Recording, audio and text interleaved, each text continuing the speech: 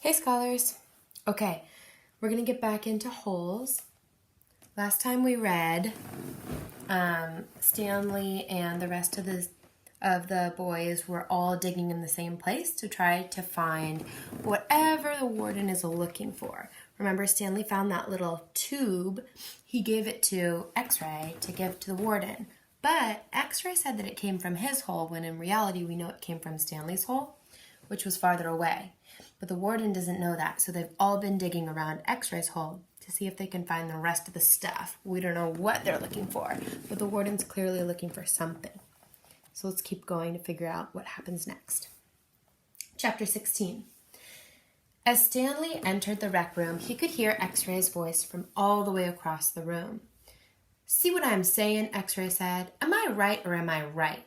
The other bodies in the room were a little more than bags of flesh and bones, dumped across broken chairs and couches. X-Ray was full of life, laughing and waving his arms around as he talked. "Yo, caveman, my man," he called out. Stanley made his way across the room. "Hey, slide on over, Squid," said X-Ray. "Make room for the caveman." Stanley crashed on the couch. He had looked for a hidden camera in the shower. He hadn't seen anything, and he hoped the warden hadn't either. "What's the matter?" asked X-Ray. "You guys tired or something?" He laughed. "Hey, keep it down, will you?" groaned Zigzag. "I'm trying to watch TV." Stanley glanced uncertainly at Zigzag, who was staring very intently at the busted television screen. The warden greeted the boys at breakfast the next morning and went with them to the holes. 4 dug in the holes, and 3 tended to the wheelbarrows. "Glad you're here, X-Ray," she said to him. "We need your sharp eyes." Stanley spent more time pushing the wheelbarrow than digging because he was such a slow digger. He carted away the excess dirt and dumped it into the previously dug holes. He was careful not to dump any of it into the hole where the gold tube was actually found. He could still see the tube in his mind. It seemed so familiar, but he just couldn't place it. He thought it might have been the lid to a fancy gold pen. KB could have been the initials of a famous author. The only famous authors he could think of were Charles Dickens, William Shakespeare, and Mark Twain. Besides, it didn't really look like the top of a pen. By lunchtime, the warden was beginning to lose her patience. She made them eat quickly so that they could get back to work. "If you can't get them to work any faster," she told Mr. Sir, "then you're going to have to climb down there and dig with them." After that, everyone worked faster, especially when Mr. Sir was watching them. Stanley practically ran when he pushed his wheelbarrow. Mr. Sir reminded them that they weren't Girl Scouts. Sexist. They didn't quit digging until after every other group had finished. Later, as Stanley sat sprawled across an understuffed chair, he tried to think of a way to tell the warden where the tube was really found without getting himself or X-Ray into trouble. It didn't seem possible. He even thought about sneaking out at night and digging in that hole by himself, but the last thing he wanted to do after digging all day was to dig at night, too. Besides, the shovels were locked up at night, presumably so they couldn't be used as weapons. Mr. Pendanski entered the rec room. "Stanley," he called as he made his way to him. "His name's Caveman," said X-Ray. "Stanley," said Mr. Pendanski. "My name's Caveman," said Stanley. "Well, I have a letter here for someone named Stanley Yelnats," said Mr. Pendanski. He turned over an envelope in his hands. "It doesn't say Caveman anywhere." Thanks," Stanley said, taking it. It was from his mother. "Who's it from?" Squid asked. "Your mother?" Stanley put it in the big pocket of his pants. "Aren't you going to read it to us?" asked Armpit. "Give him some space," said X-Ray. "If Caveman doesn't want to read it to us, he doesn't have to. It's probably from his girlfriend." Stanley smiled. He read it later, after the other boys had gone to dinner. "Dear Stanley, it was wonderful to hear from you. Your letter made me feel like one of the other moms who can afford to send their kids to summer camp. I know it's not the same, but I am very proud of you for trying to make the best of a bad situation. Who knows? Maybe something good will come of this. Your father thinks he is real close to a breakthrough on his sneaker project. I hope so. The landlord is threatening to evict us because of the odor. I feel sorry for the little old lady who lives in a shoe. It must have smelled awful. Love from both of us." What's so funny? Zero asked. It startled him. He thought Zero had gone to dinner with the others. Nothing, just something my mom wrote.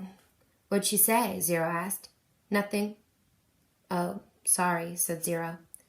Well, see, my dad is trying to invent a way to recycle old sneakers, so the apartment kind of smells bad because he's always cooking these old sneakers. So anyway, in the letter, my mom said she felt sorry for that little old lady who lived in a shoe, because it must have smelled bad in there.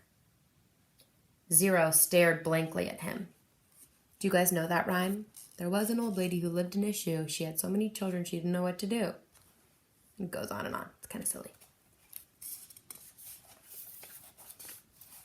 You know the nursery rhyme? Zero said nothing. You've heard the nursery rhyme about the little old lady who lived in a shoe? No. Stanley was amazed. How does it go? Asked Zero. Didn't you ever watch Sesame Street? Stanley asked. Zero stared blankly. Stanley headed on to dinner. He would have felt pretty silly reciting nursery rhymes at Camp Green Lake. Okay, Chapter 17. For the next week and a half, the boys continued to dig in and around the area where X-Ray had supposedly found the gold tube.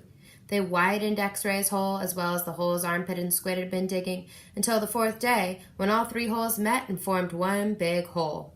As the days wore on, the warden became less and less patient. She arrived later in the morning and left earlier in the afternoon. Meanwhile, the boys continued to dig later and later. This is no bigger than it was when I left you yesterday, she said after arriving late one morning well after sunrise. What have you been doing down there? Nothing, said Squid. It was a wrong thing to say. At just that moment, Armpit was returning from a bathroom break. How nice of you to join us, she said. And what have you been doing? I had to, go. The warden jabbed at Armpit with her pitchfork, knocking him backward into the big hole. The pitchfork left 3 holes in the front of his shirt and 3 tiny spots of blood. You're giving these boys too much water, the warden told Mr. Pendanski. Yikes, the warden's not my favorite character anymore. What do you guys think? They continued to dig until late afternoon, long after all the other groups had finished for the day. Stanley was down in the big hole along with the other 6 boys. They had stopped using the wheelbarrows. He dug his shovel into the side of the hole. He scooped up some dirt and was raising it up to the surface when Zigzag's shovel caught him in the side of the head. He collapsed. He wasn't sure if he passed out or not. He looked up to see Zigzag's wild head staring down at him. I ain't digging that dirt up, Zigzag said. That's your dirt. Hey, Mom, Magnet called. Caveman's been hurt. Stanley brought his fingers up the side of his neck. He felt his wet blood and a pretty big gash just below his ear. Magnet helped Stanley to his feet and then up and out of the hole. Mr. Sir made a bandage out of a piece of his sack of sunflower seeds and taped it over Stanley's wound. Then he told him to get back to work. It isn't nap time. When Stanley returned to the hole, Zigzag was waiting for him. That's your dirt, Zigzag said. You have to dig it up. It's covering up my dirt. Stanley felt a little dizzy. He could see a small pile of dirt.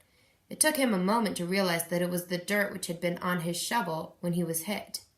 He scooped it up, and then Zigzag dug his shovel into the ground underneath where Stanley's dirt had been. Pretty intense, huh?